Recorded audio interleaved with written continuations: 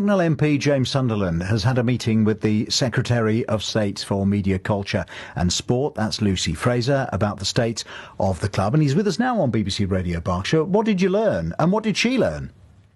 Well, good morning. I met with Lucy yesterday and she's very interested. So I've now put Reading Football Club on the radar with DCMS, which is the Department for Culture, Media and Sport.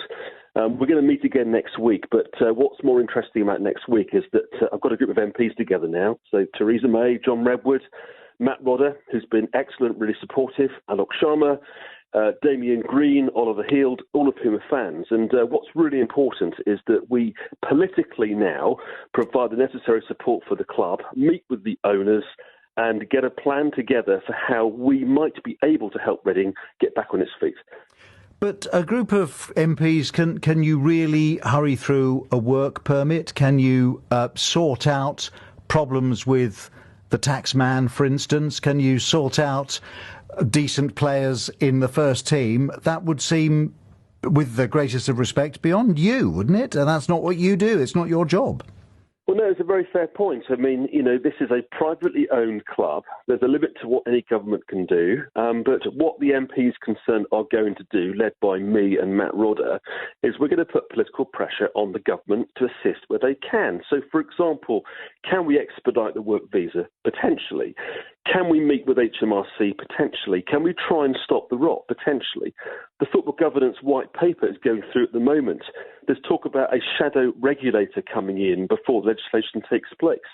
There are things that we can do. And also, of course, we can meet with Reading Borough Council. Matt Rodder's already done that. Why is that important? It's important because we can, under current legislation, list the stadium as an asset of community value, which means that it can't be sold. It can't be sold without recourse to the fans. The list goes on. So actually, this is about the fans. This is about the only league club in Berkshire. It's about putting it back on stable footing. I am a fan. I go to the stadium a hell of a lot with my kids who are also fans, and it's really important that we do what we can to represent those that we serve locally.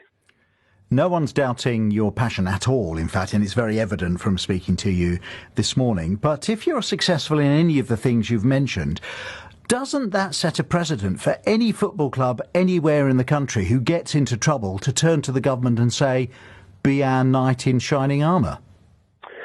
Well, it's a fair question, but what's interesting, the precedent's been set. Issues with Portsmouth. The Portsmouth MPs were supportive there. We've had issues with Wigan.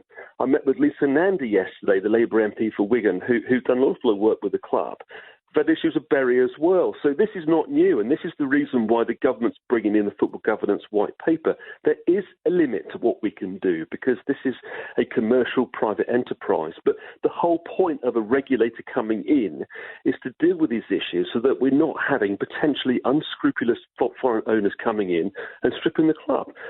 The clubs are about the fans, they're about the history, they're about the legacy, they're about the badge. And what we have to make sure now is that we are protecting this fantastic brand called football. And Reading is an important club locally. A lot of fans live in Bracknell. It's about doing the right thing. Really appreciate your time today. Could you keep us updated with any more conversations you have with the Secretary of State and others? Yes, of course. I mean, really we met in between votes last night and we're meeting formally next week. So there's more work to do. Yeah, we'd love to hear more. Thanks, James. That's the